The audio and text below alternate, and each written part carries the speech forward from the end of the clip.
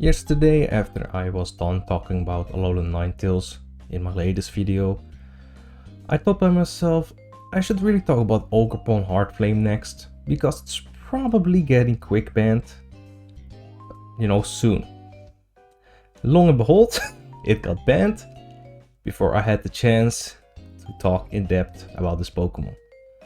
Now, if you have seen my Ogerpon video, which I released not too long ago, you might recall me saying that I thought Ogerpon-H would not be as great as the other forms.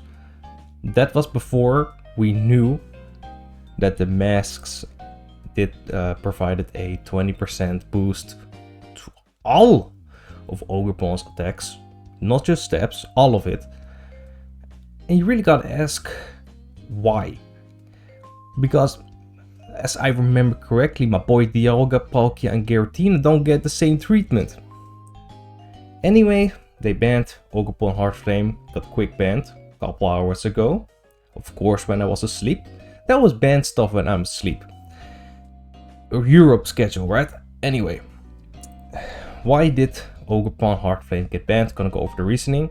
Now, first of all, it got banned with a 7-2 margin. 7 votes for it ban, 2 do not ban. Mind Gaming didn't even vote, as you can see here. Reasoning.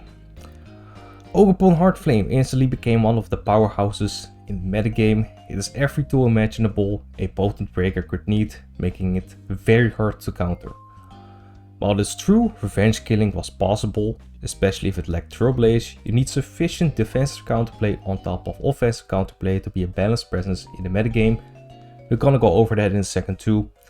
In addition, vulnerabilities like stealth or weakness are minimized by only needing to enter on a few occasions to make an impact. Now, so for this first paragraph, Mold Breaker allows this Pokemon to break through whippy checks like Skeletors, for example, Dondozo, Clodsire, Clefable, etc. Because with Swords Dance, it just when it kills these Pokemon, Skeletors would be able to take both of its stab moves. But this Pokemon also has knockoff, so you can hit Skeletors for that. On top of that, it cannot be burnt, so it cannot even be stopped by that. Talking about Throw Blaze, if you have Throw Blaze, this Pokemon can easily outspeed the entire metagame outside of like niche scarfers like Choice Scarf, Meowscarada. Even then, Meowscarada is not one at KOing this Pokemon. Even Pokemon that could outspeed without Throw Blaze, those are fairly limited too. You have Zamazenta, you have Dragapult. That's pretty much you have Sneasler, I guess, but I don't even know if Sneasler wanted KOs. So yeah, offensive counterplay is pretty limited too. Defensive counterplay, like Heatran would also be able to wall this Pokemon, but like Mold Breaker goes to Flash Fire. Even then, you could use Stomping Tantrum if you decided to Terrestrialize, which we're gonna also be talking about in a second. Ogerpon-H lacked sufficient defensive counterplay within the metagame. The Fiery Grass steps with Mold Breaker make Ogerpon-H very good as is, oftentimes being capable of hitting everything with these 2 steps and coverage options like Play Rough or Knockoff. Unlike probably Moltres is the only counter to this Pokemon if I had to say. I don't know how much +2 Ivy Cudgel or +2 Knockoff does to this Pokemon, but even then, Moltres, if Moltres gets knocked off and it switches in again, well, Stealth Rock, that's not really, it's not a counter anymore too. 120 attack is strong too, but not enough to push something over the top. Necessary, however, Swords Dance and good speed go a long way here. That 110 base speed is very important, allows to outspeed like common speeders like Anemoris, Alolan Ninetales, Iron Valiant too, so that's a pretty good speed tier to have.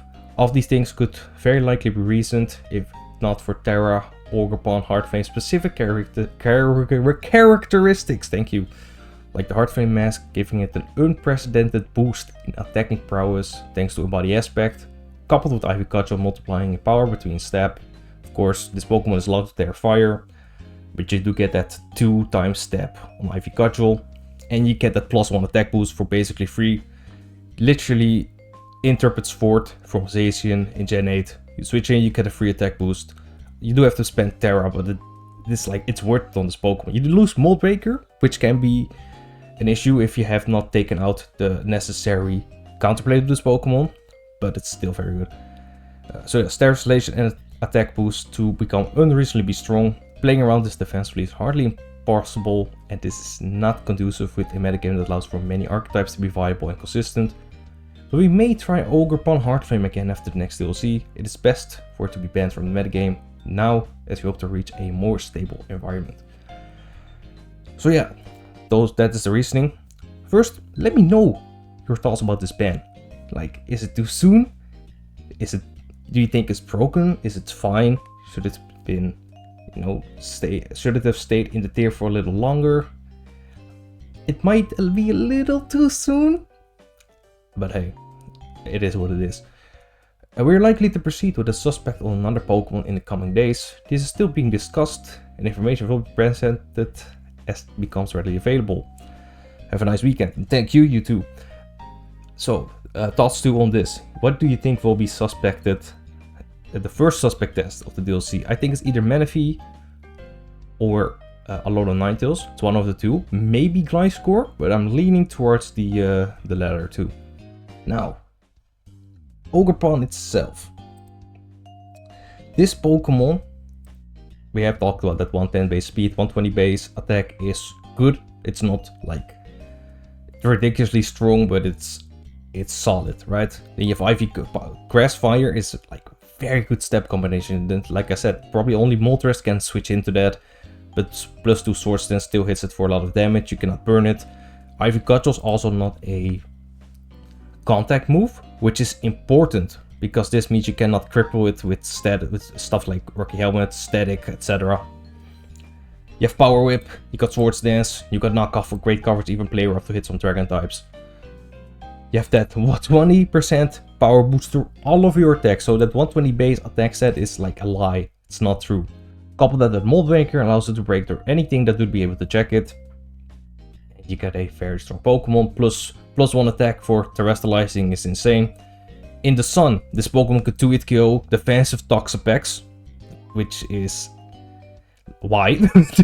Why? With the Terrifier though, but so that's already shows you how strong this Pokemon is. I thought the Stealth Rock weakness would hold it back, but it's kind of like mini Chi-Yu.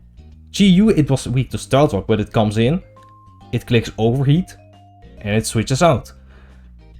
At least it took Stealth Rock multiple times. This Pokemon just comes in, it goes for Sword Stance, and if you don't have anything faster or that can take one hit and take it out, it's gonna take multiple Pokemon. Even though this Pokemon is weak to Stealth Rock, pretty much any other hazard in the game, it breaks that barrier of being so powerful that it doesn't matter. Like, we have seen Pokemon in the past that are good, so their Stealth Rock weakness isn't as significant. For example, Chi-Yu, Chien-Pao, of course, those were broken like in the past generations. We have also seen Blacephalon, for example, Choice Band Weavile, but those were like balanced, and this Pokemon was just a little too much. Even though it's weak to those hazards, it doesn't matter because when it comes in, it just obliterates everything. But yeah, like, even Power Whip is like a great step option on this Pokemon. I have seen Horn Leech as well. Horn Leech can negate that Stealth Rock damage that you're taking, because +2 Horn Leech with that 20% boost still hits like very hard, and you get a lot of health back. This Pokemon is like decently bulky too, so it's not easy to take down in one hit. Can take most neutral hits, some super effective ones too at that. Trailblaze is, like we said, another option, allows you to go for a sweep. Like, sometimes you don't even need Sword Stance. You just go for Trailblaze, you Terra, you outspeed everything, you have that the +1 attack boost, and you can just go from there. So yeah, this Pokemon, what do you think of Ogerpon-Heartflame? I definitely think that with this band, Ogerpon Wellspring will have more shine.